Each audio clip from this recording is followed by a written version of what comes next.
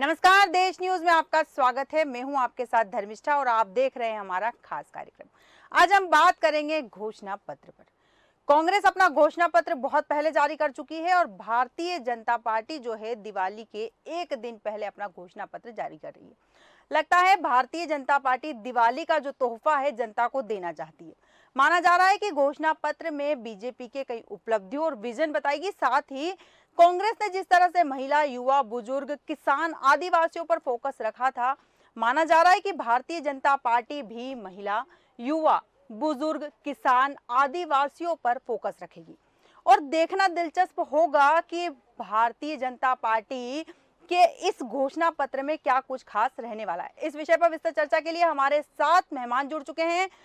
शैलेंद्र मिश्रा शैली जी जुड़े हैं, राजनीतिक विश्लेषक है। मैं आपका बहुत बहुत स्वागत करती हूं देश न्यूज में। विलक्षण सक्सेना जी जुड़ चुके हैं, राजनीतिक विश्लेषक है। मैं आपका भी देश न्यूज में बहुत बहुत स्वागत करती हूं। जयराम तिवारी जी जुड़ चुके हैं, भारतीय जनता पार्टी के प्रवक्ता। जयराम जी, मैं आपका देश न्यूज में बहुत बहुत स्वागत करती हूँ। राम पांडे जी जुड़ चुके हैं, कांग्रेस प्रवक्ता। राम पांडे जी, आपका भी देश न्यूज में बहुत बहुत स्वागत है।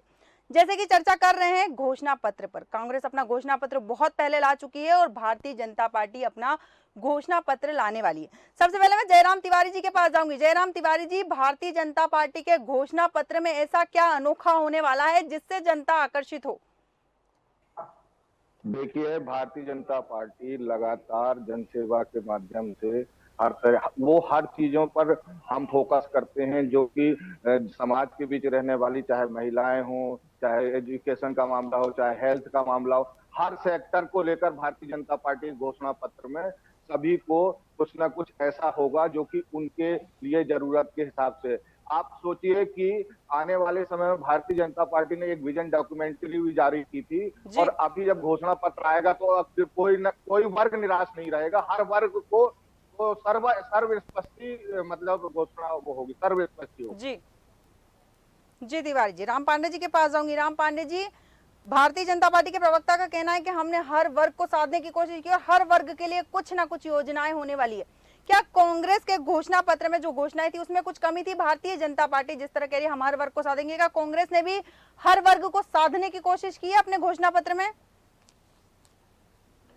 जी देखिए, भारतीय जनता पार्टी का घोषणा पत्र अभी भारतीय जनता पार्टी के प्रवक्ता ने पढ़ा नहीं है। जी और थोड़ा सा आवाज ठीक करवा दीजिए, मेरी आवाज मुझे ही सुनाई दे रही है, जी इको आ रही है, जी, मैं बोलने बिल्कुल में अपनी प्रॉब्लम टेक्निकल आ टीम रही से है। बोल दूंगी। जी बिल्कुल।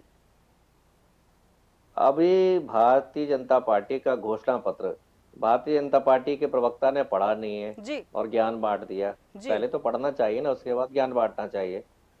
और 2018 का घोषणा पत्र उनको याद होगा, तो उस घोषणा पत्र को सामने रखिए और बताइए कितने काम कंप्लीट कर दिए। जी सारी जुमलेबाजी की है और कुछ नहीं किया है, नौटंकी है, ड्रामा है। 2018 में भी की, पहले भी की, और ये फिर होने वाली है। और सही तरह से बात तो तभी हो पाएगी जब इनका घोषणा पत्र सामने आ जाए, या आप हमें बता दीजिए इन्होंने क्या क्या घोषणाएं की है। ठीक है राम पांडे जी, बिल्कुल घोषणा पत्र आते ही आपको बता दिया जाएगा कि घोषणाओं में क्या क्या घोषणा की जा रही है। फिलहाल अंदाजा लगाया जा रहा है कि उनके घोषणा पत्र में क्या क्या हो सकता है। मैं सीधे शैलेंद्र मिश्रा जी के पास जाऊंगी। शैलेंद्र मिश्रा जी, जैसे कि चर्चा हो रही है वर्तमान में जो राजनीति है, आप देख ही रहे हैं, महिलाओं पर फोकस है, युवाओं पर फोकस है, किसानों पर फोकस है। कांग्रेस ने अपने घोषणा पत्र में इन सभी चीजों को फोकस किया है। क्या भारतीय जनता पार्टी के घोषणा पत्र में भी फोकस महिलाओं, युवाओं, किसानों पर होने वाला है? देखिए धर्मिष्ठा जी, मेरा मानना तो ये है कि जो दल सत्ता में है जी उसको तो घोषणा पत्र लानी ही नहीं चाहिए। जी घोषणा पत्र तो विपक्ष लाता है। जो 18.5 वर्षों से सरकार मध्य प्रदेश में है इनको तो श्वेत पत्र लाना चाहिए या रिपोर्ट कार्ड लाना चाहिए जी कि जो काम इन्होंने मध्य प्रदेश में कर दिए हैं। क्योंकि मध्य प्रदेश की चर्चा है तो मध्य प्रदेश की बात करेंगे। और कोई भी राजनीतिक दल हो, चाहे भाजपा हो चाहे कांग्रेस हो, जी जिस राज्य में जो सत्ता में है, मैं तो कहता हूँ उसको घोषणा पत्र लाना ही नहीं चाहिए। जब आपको पर्याप्त जनता ने 5 वर्ष दे दिए या उससे ज़्यादा वक्त दे दिया है, तो ऐसे में मुझे नहीं लगता घोषणा पत्र और वचन पत्र की आवश्यकता है। और वैसे भी मध्य प्रदेश में तो जो वर्तमान की सरकार है उसने तो लगातार विगत 2-3-4 महीनों में कई योजनाओं का लाभ देने का प्रयास ही किया है जनता को। जी तो अब ये खैर फिर भी एक फॉर्मेलिटी है, तो देखते हैं। अभी तो कुछ वक्त लग रहा है। राष्ट्रीय अध्यक्ष जो हैं भारतीय जनता पार्टी के, वो शायद अभी उस जगह पहुंचे नहीं है जहां से जारी होना है। जी और हमको लगता है कि 1:30 बजे के आसपास ये जो घोषणा पत्र है वो आ सकता है। और अब इसमें क्या लोक लुभावन, क्या योजनाएं लाएंगे, अब देखिए साहब, जनता जो है वो सब सुन सुन के थक चुकी है। जी अब तो जो मेन 2-4 चीज़ें होती हैं किसी भी राज्य में, स्वास्थ्य, शिक्षा, बेरोजगारी, सुरक्षा, कानून व्यवस्था और नए जो संसाधन हैं जिससे कि रोजगार निर्मित हों और प्रदेश में और देश में कोई भी व्यक्ति, उसकी आय छोटी हो बड़ी हो, वो अपना जीवन यापन सम्मान के साथ कर सके। अब इससे फ़र्क इसलिए भी पड़ना है कि जैसे हम हमारी बात कर लें तो हम भी मूल निवासी मध्य प्रदेश के हैं, भोपाल में जन्मे हैं, तो हमारे भी परिवार पे फ़र्क पड़ता है कि कौन सरकार आएगी, क्या योजनाएं लेकर आएगी। बिल्कुल।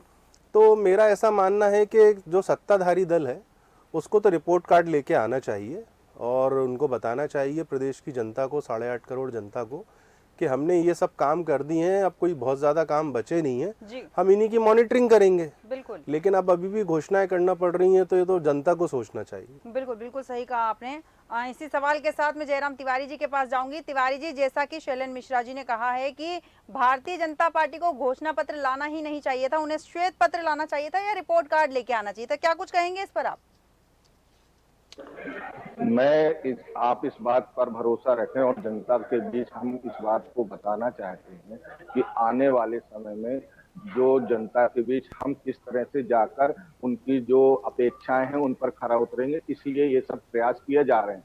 जहां तक योजनाओं का मामला है, किसान की बात कर लें, महिलाओं की बात कर लें, आदिवासियों की बात कर लें, ऐसा कोई वर्ग नहीं छूटा है जिसको भारतीय जनता पार्टी ने उसको उसकी सारी अपेक्षाओं पर खरी ना उतरी हो। आप इस बात को मानकर चलिए कि विपक्ष इसीलिए घबराया हुआ है और ये जो कांग्रेस के लोग हैं ये सत्ता के लिए इतने लालायित हुए जा रहे हैं कि इन्हें कुछ भी झूठी, किसानों के कर्ज माफ किए नहीं इन्होंने, है ना, सारे स्थिति ऐसी बन गई तो आज की डेट में इनके पास कहने के लिए कुछ नहीं है। भारतीय जनता पार्टी 365 दिन काम करने वाली पार्टी है, कैडर बेस्ड पार्टी है, लोगों की अपेक्षाओं पे खरा उतरने वाली पार्टी, और आने वाले समय में आप देखिए इनका सुपड़ा साफ करेगी जनता। ठीक है जयराम जी, आपके सवाल के साथ मैं राम पांडे जी के जब पास जाऊंगी, लेकिन उससे पहले मैं विलक्षण सक्सेना जी से जानना चाहूंगी कि दिवाली के एक दिन पहले भारतीय जनता पार्टी का घोषणा पत्र लाना क्या इसलिए है कि वो कांग्रेस का घोषणा पत्र भूल जाए और भारतीय जनता पार्टी के घोषणा पत्र में जो वादे किए गए केवल जनता का फोकस उसी पर है? क्या ये सोची समझी रणनीति है? देखिए धर्मिष्ठा जी, क्या रहता है, ये एक बहुत ही पुराना एक स्टैंडिंग नैरेटिव बिल्डिंग का एक तरीका है। जैसे इसको अगर बेस्ट एक्सप्लेन किया जाए तो वो है, बोले आखिरी ख्याल जो मैंने सोने से पहले सोचा उसी का सपना मुझे अल्टीमेटली आता है। बिल्कुल बिल्कुल। और हमेशा लोग यही कोशिश करते हैं वोटिंग करने से भी पहले, और कई बार हमने ये चीज ऑब्जर्व भी करी है कि लास्ट मोमेंट पे जो चीजें लोगों को याद रहती हैं, जो चीजों पे हम डिस्कशंस करते हैं, अल्टीमेटली वो लास्ट मोमेंट पे हमें वोटिंग के लिए ललायत भी करते हैं। बिल्कुल। अब जहां तक रही बात आज की, तो इसके एक दो चीजें पहलू ले सकते हैं हम लोग। जब हम ये देखते हैं कि लास्ट टाइम बीजेपी जब वचन पत्र लाई थी तो उसने उसके दो भाग किए थे। एक भाग उन्होंने महिलाओं के लिए निकाला था, एक महिला फोकस पत्र, और दूसरा उन्होंने एक सादा पत्र निकाला था। अब जब महिलाओं को उन्होंने फोकस किया था तो उस टाइम ललायत करा था, उसमें छोटी स्टूडेंट्स, गर्ल्स स्टूडेंट्स को जिन्होंने 75% से ज्यादा मिलेगा उनको स्कूटी वितरित की जाएगी। स्कूल्स में क्या कहते हैं, सैनिटरी नैपकिन वेंडिंग मशीन लगाई जाएगी। प्रॉपर क्या कहते हैं, केसेस जो भी महिलाओं के अगेंस्ट क्राइम्स के हैं उनको प्रॉपरली एड्रेस किया जाएगा। ये सब फोकस रहा।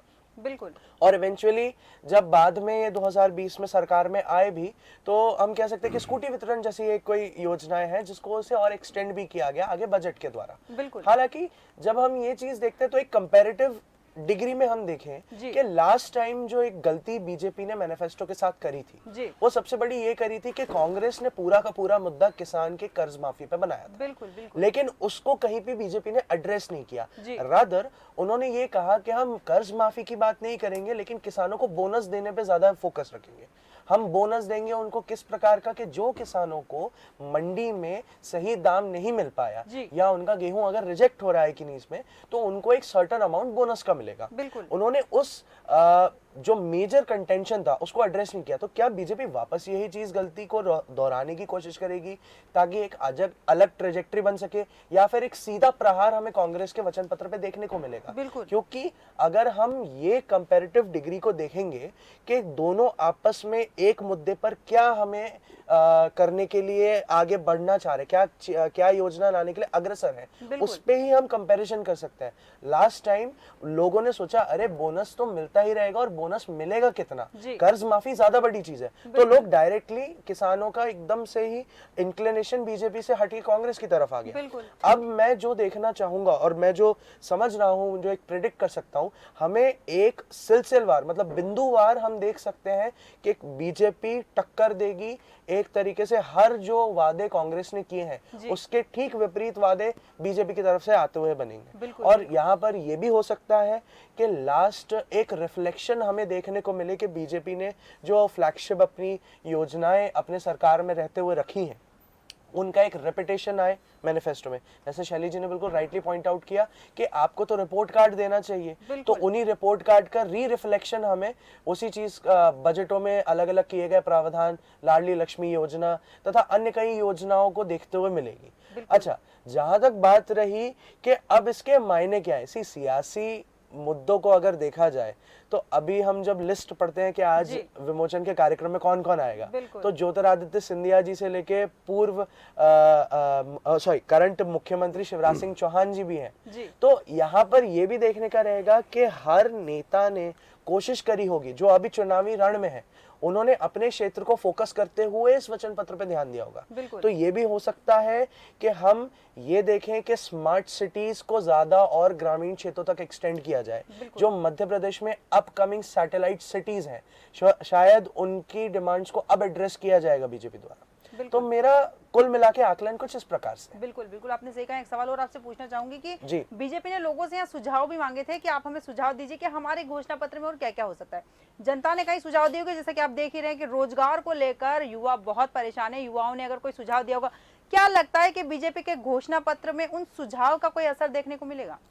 देखिए, बीजेपी अगर एड्रेस करेगी तो करंट जितने भी स्कैम्स निकल के आए, जैसे पटवारी भर्ती घोटाला हो गया, अब बीजेपी मुझे नहीं लगता ये गलती करेगी कि वो सिमिलरली जो बोला कि हम 50 लाख 5 मिलियन जॉब्स लाएंगे, और लेकिन इस जॉब की स्ट्रैटेजी वचन पत्र में नहीं बताई जा सकती ऑफ कोर्स, लेकिन उसकी कोई एक डिटेल्ड पॉलिसी भी नहीं रहेगी। तो अब बीजेपी कोशिश करेगी कि जो जो इंसिडेंसेस अभी रिसेंटली अनएम्प्लॉयमेंट और स्कैम रिलेटेड हुए हैं पिछले 6-7 महीने में, जो डायरेक्टली की इमेज को हैम्पर करते हैं, उसको सीधा एड्रेस किया जाएगा। बिल्कुल कोशिश करी जाएगी। अगर मैं समझता हूं तो घोटाले भर्ती से संबंधित है, तो हम देखेंगे यहाँ पर हो सकता है कि संकल्प पत्र में भर्ती से संबंधित नए कानून के ऊपर बात की जाए। बिल्कुल, और बीजेपी कोशिश भी करती रही है कि सरकार में इस चीज को प्रॉपरली एड्रेस किया जाए।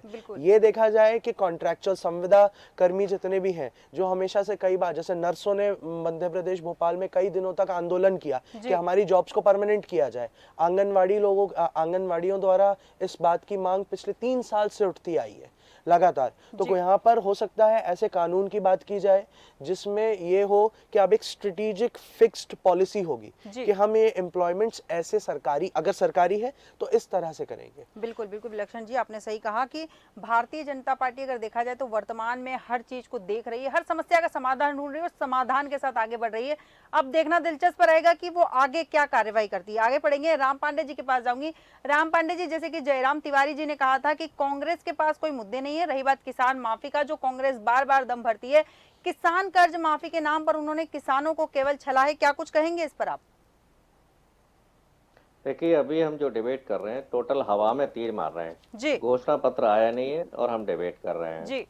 ठीक है, अब किसान कर्ज माफी पर तो आपने खुद ने चलाया था, सब मीडिया ने, कि कृषि मंत्री ने कहा है विधानसभा के अंदर कि 27 लाख किसानों का कर्जा माफ हो गया है जी। उसमें कृषि मंत्री के परिवार का भी हुआ है जी, और शिवराज जी के परिवार का भी हुआ है जी। और मैंने पहले ही कहा था ना, भारतीय जनता पार्टी के घोषणा पत्र का कोई मतलब नहीं है और इसलिए भी नहीं है कि घोषणा पत्र को लागू करता है मुख्यमंत्री जी। अब इनका मुख्यमंत्री नहीं पता कौन है जी। फिर यदि आ भी जाता है तो अमित शाह कह देती है जुमला है, ठीक है। अब अमित शाह तो उस पर साइन करेंगे नहीं, साइन कौन करेगा? प्रदेश अध्यक्ष बीडी शर्मा। बीडी शर्मा को एक विधायक का टिकट देने का अधिकार नहीं है, वो इस लायक भी नहीं है।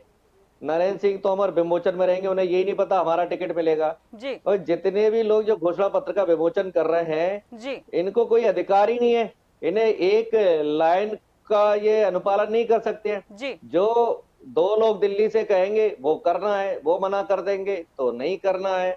2018 के घोषणा पत्र की अब जरूर बात कर सकते हैं। 50 लाख लोगों को रोजगार देने की बात कही थी भारतीय जनता पार्टी ने। जनता मुझे सुन रही है, आपको देख रही है। 50 लाख लोगों का बीजेपी ने रोजगार दिया है क्या? चंबल एक्सप्रेस बनाएंगे, नर्मदा एक्सप्रेस वे बनाएंगे। जनता मुझे सुन रही है, चंबल की भी और नर्मदा की, कि कितने इन्होंने एक्सप्रेस वे बना दिए गए हैं। महंगाई को कम करेंगे, किसान की मिट्टी को भी 2000 में खरीदेंगे, वो गेहूं भी नहीं खरीदा जा रहा है। बोनस की बात कही थी, बोनस किसी को दिया नहीं गया है।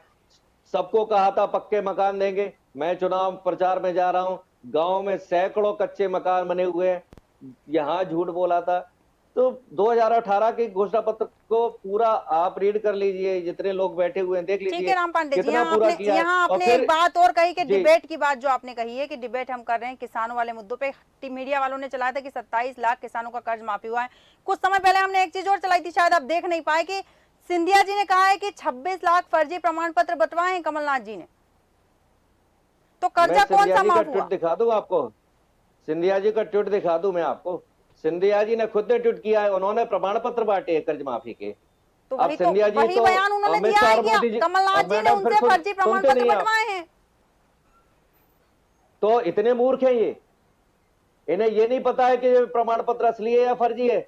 ऐसे मूर्ख आदमी की तो जगह कहीं नहीं है। बीजेपी को तुरंत बाहर कर देना चाहिए। केंद्रीय मंत्री बना रखा है, पता नहीं कितने हवाई जहाजों में एक्सीडेंट करवा देंगे, लोगों को मरवा देंगे। ऐसे मूर्ख आदमी को इन्होंने केंद्रीय मंत्री बना दिया हुआ है, जिसको ये नहीं पता कि ये प्रमाण पत्र फर्जी है या असली है। अब ऐसे आदमी की क्या चर्चा करें? ऐसे आदमी की तो बात ही नहीं करनी चाहिए, जो कहता है कि शिवराज सरकार के हाथ खून से सने हुए हैं। वह शिवराज को हत्यारा बता रहा है, किसानों का हत्यारा बता रहा है, और वो अब शिवराज जी के पैर धोकर पी रहा है, गुणगान कर रहा है। तो ऐसे आदमी पर तो रत्ती भर विश्वास नहीं करना चाहिए। जो इंसान नरेंद्र मोदी जी को चोर कहता था, अब वो उनके गुणगान कर रहा है, उनको ईश्वर बता रहा है। ऐसे पलटू राम की तो हमें चर्चा नहीं करनी चाहिए। और गद्दारी की बात तो भारतीय जनता पार्टी करती थी कि इस इंसान ने, ये जयवान सिंह पवैया, प्रभात झा, शिवराज सिंह चौहान ने अटेर विधानसभा में बोला ये सिंधिया परिवार तो गद्दार है। अब ऐसे लोगों की क्या चर्चा की जाए जो तुरंत पलटी खा जाते हैं। हमें आ जाना चाहिए उसी पर कि 2018 में इन्होंने क्या बोला। और घोषणा पत्र होता है 5 साल के लिए, जी ये थोड़ी होता है कि सीखो कमाओ योजना 1 महीने के लिए। किसी को फायदा नहीं मिला। 450 का सिलेंडर मिलेगा, 1 महीने पहले बोल रहे हैं, किसी को फायदा नहीं मिलेगा। लाडली बहना की घोषणा 2 महीने पहले की जा रही है। ये क्या 2 महीने के लिए योजनाएं होती है? 5 साल के लिए होती है। हमारी योजना देख लीजिए, कर्नाटक, छत्तीसगढ़, हिमाचल, राजस्थान, हमने 5 साल के लिए कहा तो 5 साल करेंगे। हमने कहा पुरानी पेंशन 5 साल के लिए देंगे, 5 साल के लिए दी जा रही है। ठीक है राम पांडे जी, ठीक है राम पांडे जी। जयराम तिवारी जी, इसका जवाब आप देना चाहेंगे? जयराम तिवारी जी, उनकी आवाज उन्होंने क्या कहा मेरे पास प्रॉपर आई नहीं। आप मुझे बताइए, उनकी हर बात का जवाब दिया जाए। उनका कहना है कि भारतीय जनता पार्टी के जो सिंधिया जी हैं, जिन्होंने 26 लाख फर्जी प्रमाण पत्र की बात करी है, वो झूठी है। और अगर वो इतने समझदार थे तो उन्हें प्रमाण पत्र बांटने ही नहीं चाहिए थे। काम देखिए, कमलनाथ जी ने जो भी घोषणाएं की थी या उनकी 15 महीने की जो सरकार थी, उस पर कर्ज माफी वाला मुद्दा हो, चाहे हर मुद्दों पर, ये कुल मिलाकर 15 महीने इनने सिर्फ ट्रांसफर उद्योग चलाया और अपनी जेबें भरने का काम किया। सिंधिया जी को छला गया, सिंधिया जी के साथ दुर्व्यवहार किया गया, तो सिंधिया जी ने निर्णय लिया और देश हित में निर्णय सबने स्वीकार किया। बाद में चुनाव में जाकर हम जीत कर भी आए, अपने सरकार बनाई, फिर जनहित के काम के लाडली बहना से लेकर हर तरह कर्ज माफी। फर्जी प्रमाण पत्र बांटने से किसान थोड़ी इनके साथ आ जाएगा। किसानों को सरकार आने के बाद किसने राहत दी? माननीय शिवराज सिंह चौहान जी ने राहत दी। आने वाले समय में फिर से हम अभी इसी घोषणा पर जो हमारा आने वाला है उसमें भी देखिए आप किसानों के लिए कितनी योजनाएं और किसानों के लिए संकल्प पत्र लेकर आएगी भाजपा। ये कुछ नहीं, सिर्फ कोरी घोषणाएं करने का काम, और उस पर अमल तो ये करते नहीं है। बंदर बांट चाहिए, कुर्ता फाड़ राजनीति कर रहे हैं दोनों नेता बड़े, टिकट काटते हैं, टिकट देते हैं, फिर राजनीति पर आ जाते हैं। तो इसलिए ये जो कांग्रेस के प्रवक्ता है राम पांडे जी, मैं उनको भी बता देना चाहता हूँ, पार्टी आने वाले समय में कहीं पर दिखाई नहीं देगी और आपकी सारी घोषणाएं धरी रह जाएंगी। भारतीय जनता पार्टी के साथ जनता है, किसान है, पढ़े लिखे युवा है, साथ में आदिवासी है, सब हित तो सभी का हित तो भारतीय जनता पार्टी देख रही है ना, इसलिए तो जनता क्या कहते हैं हमें समर्थन दे रही है विगत 3 सरकारों में। ठीक है जयराम तिवारी जी। शैलेंद्र मिश्रा जी, मैं आपके पास आऊंगी। जिस तरह से बयानबाजी चलती है, वाद विवाद चलते हैं, आरोप प्रत्यारोप का दौर भी चलता है। किसान कर्ज माफी का मुद्दा आपने भी सुना है, 27 लाख किसानों का कर्ज माफ हुआ, ये कमलनाथ जी कई बार कह चुके हैं। और अभी अभी हाल ही में सिंधिया जी ने मैडम कहा है एक लाइन में बोलूं मैं? जी मैडम, मैं हर डिबेट में ये बोल चुका हूँ जी कि किसान कर्ज माफी पर एक रिपोर्ट मीडिया को बनानी चाहिए। जी मीडिया बताए पूरा आपसे रिपोर्ट राम तैयार पांडे करके जी। कि कर्ज माफी हुई है। नहीं, फिर मैडम रोक दिया आपने। जी जी मेरी बात सुनिए। जी क्या है, बीजेपी कहती है कि किसान कर्ज माफी नहीं हुई है, कांग्रेस कहती है हुई जी। है। मीडिया चैलेंज के साथ पूरा इसका विश्लेषण करें और हुई है या नहीं हुई है ये जनता को बताए। ठीक है, ठीक है राम पांडे जी। वैसे राम पांडे जी, आपसे एक सवाल मैं यहाँ पूछना चाहूंगी कि जिस तरह से कांग्रेस के प्रवक्ता जो हैं लगातार कभी मीडिया पे सवाल उठाते हैं, कल निर्वाचन आयोग पे सवाल उठाएं, क्या आप लोगों को मीडिया की जो ईमानदारी है उस पर भी शक है? भारतीय जनता पार्टी का विरोध करते हैं वो अच्छी बात है, आप विपक्ष में बैठे हैं, आपका विरोध करना अधिकार है, सवाल पूछना आपका अधिकार है, लेकिन मीडिया पे आप लगातार सवाल खड़े करते हैं। मीडिया को आप भारतीय जनता पार्टी का प्रवक्ता कहते हैं, निर्वाचन आयोग पे आप सवाल उठाते हैं, ईडी पे आप सवाल उठाते हैं, सीबीआई पे आप सवाल उठाते हैं, इन सब चीजों का क्या मतलब है? आपने वो वीडियो देखा है या मैं आपको दिखा देता हूँ नरेंद्र सिंह तोमर के बेटे का? मैंने 100 करोड़ आपसे रुपए एक की सीधा वो सा बात सवाल कर रहे पूछा, हैं। और सीधे से सवाल का मैं सीधा सा जवाब आपसे चाहती हूँ कि आप लोग भारतीय जनता पार्टी मेरा- पे सवाल उठाइए, वो आपका अधिकार है, उससे हमें कोई आपत्ति नहीं है, लेकिन आप मीडिया पे सवाल उठाते हैं उस चीज से हमें आपत्ति है। सभी पत्रकारों पे आप सवाल उठाते हैं उससे हमें आपत्ति है। जी मैडम, ये वीडियो है। कितनी डिबेट की आपने? धर्मिष्ठा जी, जी शैलेंद्र मिश्रा जी, कितनी डिबेट की मैडम? ये मेरी आपत्ति है कितनी आपके डिबेट लाइव की चैनल आपने इस में। पर? ये जो सम्मानित साथी कांग्रेस पार्टी के बैठे जी। हैं, राम पांडे जी, जी इन्होंने डिबेट की शुरुआत से ही जो इन्होंने मतलब निराशा नजर आई इनके चेहरे पे, माफ कीजिएगा राम भाई, आपको बुरा लग सकता है मेरी बात बिल्कुल का। बिल्कुल सही है। इतने खुले मंच पे आप बैठे हो, लाइव डिबेट जा रही है, देश news channel national satellite channel है, वो कई बड़े प्लेटफॉर्म पे उपलब्ध है और मध्य प्रदेश का मुझे लगता है वर्तमान का इकलौता चैनल है जो हर छोटे और बड़े विषय पर डिबेट कर रहा है और इंडिपेंडेंट लोगों को आमंत्रित कर रहा है, हम पत्रकारों को भी आमंत्रित कर रहा है और हमें कोई रोक टोक नहीं है और हमारे पास कोई भी व्हाट्सएप का सिलेबस नहीं है यहाँ पे मोबाइल में। आपको रोक टोक नहीं है, लेकिन मुझे नहीं, सुनिए राम भाई, सुनिए आप, ये आपसे आपका सवाल आचरण पूछा गया, इतना आप गलत बोलने आचरण है का आपका। आप कोई मीडिया को नहीं कैसे है। चैलेंज कर रहे हो आप? फिर रोक दिया, फिर रोक दिया। राम रोक जी, दिया ना। आप विपक्ष में हो और आपको कोई राजनीतिक दल के आप प्रतिनिधि हो, आप कांग्रेस पार्टी के प्रतिनिधि हो, आपको इतने बड़े चैनल में अपनी बात रखने का मुझे मौका पूरी मिल रहा बात है कंप्लीट और करने आप बार दीजिए बार ना। वचन पत्र की मैं बात क्या कर रहे हो। बोलना चाह रहा हूँ वो आप सुनते ही नहीं है। नहीं, आपका मुझे आचरण complete तो राम भाई, करने मैं दीजिए। हम लोग डेली राजधानी मिलते हैं, आपका आचरण ठीक मुझे नहीं है। complete करने दीजिए। अगर आप मीडिया मुझे पे सवाल complete करने उठाएंगे तो दीजिए। कौन सुनेगा? आप ऑटोनॉमस, ये मीडिया मैं ही यही है। बता सुनिए रहा हूँ। राम भाई, सुनिए, 15 महीने की अरे जो मेरी आप कमलनाथ बात जी की सुनते सरकार नहीं थी, है। मैं आप अगर इतने उस डरे हुए सरकार हैं, में मैं यही बता कमलनाथ रहा जी ने हूँ। मीडिया मेरे की बात complete मानी करने होती दीजिए। तो आपका ये हर्ष नहीं होता। धमकाया जा रहा है। और आप ले दे के आपके आपको प्रदेश किया अध्यक्ष, है आपने, फिर आपके आप प्रदेश नहीं अध्यक्ष समझे ना। मीडिया को आप मैनेज कर प्रमाणित रहे हो और कर आप रहे लोग हैं कि आप मीडिया लोग पे डरे गंभीर हुए हैं। आरोप लगा रहे हो। आपको तो आप राम भाई प्रमाणित शर्म कर आना रहे हो चाहिए। कि आप डरे हुए हो। मैं धर्मिष्ठा जी आप ऐसे लोगों के प्रमाणित साथ कर रहे हो डिबेट कि नहीं आप लोग करूंगा। डरे हुए बिल्कुल हो। बिल्कुल। राम आप पांडे जी, प्रमाणित कर रहे हैं कि आप डरे हुए हैं। आपने गलत शब्द का इस्तेमाल किया आप है। प्रमाणित कर रहे हो। अरे राम भाई, आपको शर्म आना चाहिए, आप मीडिया पे लांछन लगा रहे हो। ये खबर देश आप न्यूज डरे चैनल ने हुए हो, खबर आप नहीं दिखाई, प्रमाणित कर हालांकि रहे ये हो। मेरा काम नहीं मुझे है, आप बोलने नहीं लेकिन दे रहे हो, ये धर्मिष्ठा आप जी, प्रमाणित कर रहे देश हो। न्यूज चैनल ने वीडियो नहीं दिखाया। आप प्रमाणित कर रहे हो कि आप लोग आप डरे हुए हो। थाने में मुझे FIR करो ना आप भैया क्या जाके, चाहते हैं?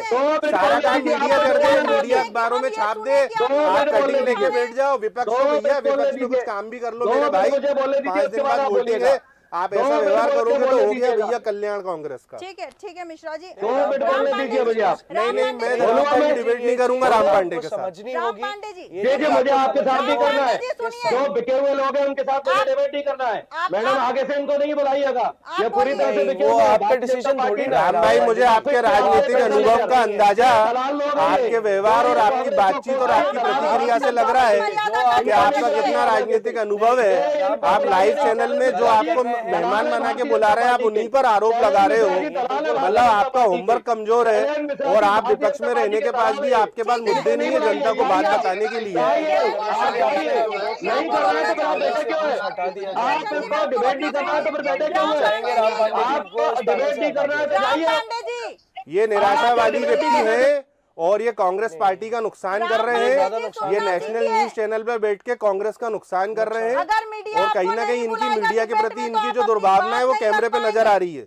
स्वर्गीय राजीव गांधी जी ने कहा ये था एक रुपए में फ्रस्ट्रेशन से ही है, क्योंकि 20 पैसे अल्टीमेटली जनता तक जब पहुंचता एज है, ए मतलब 80 सूत्रधार पैसे मीडिया वर्क जयराम करता है, तिवारी जी, आप कुछ उसको कहना एंटी चाह रहे हैं? करने थोड़ा का उनका सा कोई बोलिए। राइट नहीं है। लगातार पब्लिक में हम काम करते हैं, मीडिया काम करती है।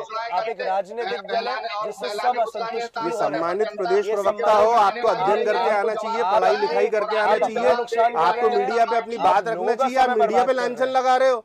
That is very unfortunate विलक्षण and that ji, is Shailendra very- जी। और आपका अभी ये व्यवहार है, आपका अभी चुनाव के मतदान के पूर्व ये व्यवहार है, तो आप लोग बाद में क्या व्यवहार करोगे? विलक्षण जी, मिश्रा जी, मैं आपको रोकना चाहूंगी क्योंकि अब कांग्रेस वाले तो शायद से लगता है कि प्रवक्ता जो हैं कांग्रेस के, उन्हें लगता है कि भारतीय जनता पार्टी के लिए सारा मीडिया बिक चुका है। सारा ही मीडिया भारतीय जनता पार्टी ने खरीद लिया है, ईडी को खरीद लिया है, सीबीआई को खरीद लिया है, यहाँ तक कि निर्वाचन आयोग नहीं को भी धर्मिष्ठा खरीद जी, लिया है। माफ कीजिए, मैं आपको यही टोक उनकी रहा हूँ। शब्दावली हमेशा से ईडी, रहती है। सीबीआई ये ये अलग केंद्रीय चीज़ है। जांच एजेंसी है, इन पे कोई अपना प्रभाव हो हमें नहीं मालूम। हाँ। मीडिया स्वतंत्र है, देश न्यूज चैनल स्वतंत्र स्वतंत्र है। है। हम दो पत्रकार साथी बैठे हैं, आपने राजनीतिक विश्लेषक के रूप में बुलाया है। शायद राम पांडे जी ने आपकी डिबेट्स नहीं देखी, पिछली जो डिबेट्स थी जिसमें खुद मेरी बात पे बीजेपी को जो मेहमान थे वो नाराज हो गए थे, बिल्कुल। और तब तो इन्होंने देखा नहीं। ये मीडिया पे आरोप लगा रहे हो, कैसा बिल्कुल, निराशावादी बिल्कुल, व्यक्ति है साहब। बिल्कुल सही है। जयराम तिवारी जी, आप कुछ कहना चाह रहे हैं? लोग हैं आपको ये लगता है कि यदि न्यायालय ये राम पांडे, आप ये जो वीडियो दिखा रहे हो, आपने एफआईआर दर्ज कराई क्या अपने क्षेत्र में जाके? कांग्रेस की सरकार आ जाएगी, मीडिया पर हर किसी पर आरोप लगा देना, हर किसी आरोप को झूठा बता देना, सिर्फ हरिश्चंद्र यही बन गए हैं क्या? इनको ये समझ में नहीं आता। मैंने डिबेट की शुरुआत करी कि भारतीय जनता पार्टी को रिपोर्ट कार्ड लाना चाहिए। ये व्यक्ति सुन ही नहीं रहे आपकी डिबेट। मध्य प्रदेश में 3 बार की इनकी सरकार नहीं है, इसके बाद भी ये बेशर्मों की तरह झूठ बोलते जाते हैं। ना किसान के लिए काम किया, वासियों के लिए काम किया, ना जनता के हित की बात की। कोविड के समय एक कांग्रेस ही नहीं दिखा।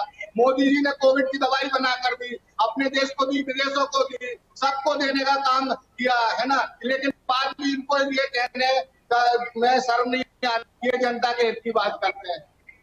इनको जनता बार बार सबक सिखाएगी, इस बार फिर सबक सिखाया जाएगा, 2024 में फिर सबक सिखाया जाएगा। आने वाले समय में इनको कहीं का नहीं छोड़ेगी जनता। इनकी कुत्ता फाड़ राजनीति इनको सड़क पर लेकर आई है, जनता इनको सड़क से भी भगाएगी। जयराम तिवारी जी को भी 1 मिनट के लिए अनुरोध जी, करूंगा। बिल्कुल। धर्मिष्ठा जी, जब तक कांग्रेस के प्रवक्ता जी। इसी पैनल से मीडिया के समक्ष उनके जो कहे स्टेटमेंट है उसके लिए वो क्षमा नहीं मांगेंगे पूरे देश की जनता से, चैनल से, तब तक मैं अनुरोध इस डिबेट में नहीं बैठ पाऊंगा। शायद शैली जी भी नहीं बैठ मैं पाएंगे। विलक्षण जी की बात जी। से सहमत हूं। जब तक धर्मिष्ठा ये जी, क्षमा के अपोलोजाइज साथ। नहीं करते तब तक I don't think so we can continue in this debate. जी, राम पांडे जी, जिस तरह हटाइए मैडम इनको। जिस तरह से मीडिया अरे ये दलाल लोग बिठा रखे हैं यहाँ पे। ये शब्दों की मर्यादा का ध्यान रखिए। एक काम करिए, आप जा सकते हैं डिबेट से। और ये जो आज आप आपकी डिबेट से भाषा जा है सकते हैं, ना, अगर आपको लग रहा है आज आपकी कि जो मीडिया भाषा बिकी हुई है तो आप जा और सकते हैं, आप कोई दिक्कत पूर्वाग्रह नहीं से है। ग्रसित हो, आप पूर्वाग्रह से ग्रसित हो, आप निराशावादी व्यक्ति हो, आपके पास यहाँ नेशनल चैनल पे बात करने के लिए शब्द नहीं है, मटेरियल नहीं है, आपके पास होमवर्क नहीं है। आप क्या जानते हो हम लोगों के बारे में? और आपका जितना राजनीतिक अनुभव है ना, उससे ज्यादा मेरे पास बहुत सारे अनुभव है राजनीतिक और मीडिया के भी। पसंद नहीं है तो जाइए, आपको डिबेट पसंद नहीं है तो जाइए। क्यों कैसी बात कर रहे हो यार आप राम पांडे? जाइए आप। ये आपका आप ये इस मर्यादा से बात करोगे?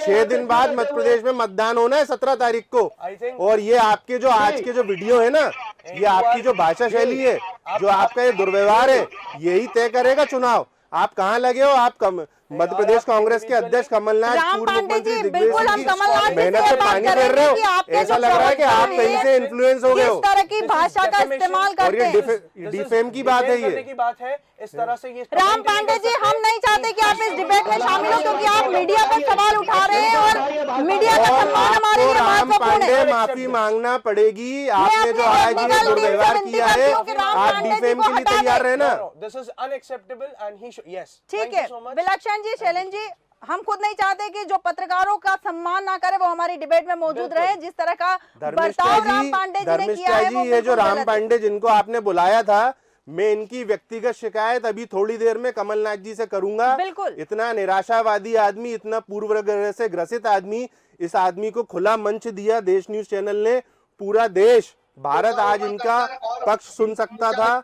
विपक्ष के नाते इनकी बात सुन सकता था, लेकिन बिल्कुल। ये इतना मानसिक बीमारू आदमी इस डिबेट में आया था। मैं आपको धन्यवाद देता हूं, आपने इनको बाहर कर दिया जी बिल्कुल और अमर्यादित शब्द बोल के गया, माफी तो इनको मांगना पड़ेगी। मांगनी बिल्कुल पड़ेगी। बिल्कुल बिल्कुल मैं सहमत हूँ आपसे कि जिस तरह की शब्दावली का उन्होंने इस्तेमाल किया है, लगातार उनके जो शब्द थे वो ये अशोभनीय खुद थे। दूसरी पार्टी के एजेंट बने हुए हैं। कैसे बिल्कुल। कांग्रेस पार्टी के कार्यकर्ता बिल्कुल, हैं जो बिल्कुल। कांग्रेस का एंटी ऐसा काम पक्ष कर रख रहे हैं, बिल्कुल, ये हम- एंटी विरोधी काम कर रहे हैं। हम पुनः मुद्दे पे आएंगे क्योंकि हम मुद्दे से नहीं भटकना चाहते, और जिस तरह से राम पांडे जी ने कहा है, बिल्कुल हम उनकी शिकायत भी करेंगे कि इस तरह की शब्दावली का इस्तेमाल उचित नहीं है। सीधे जाएंगे जयराम तिवारी जी के पास में। तिवारी जी, जिस तरह से भारतीय जनता पार्टी दिवाली के एक दिन पहले घोषणा पत्र ला रही है, क्या कारण है कि दिवाली के एक दिन पहले लाया जा रहा है? देखिए, किसी पार्टी की एक रणनीति होती है, योजना होती है, शीर्ष नेतृत्व जो निर्णय लेता है उस अनुसार सब चीजें चलती हैं।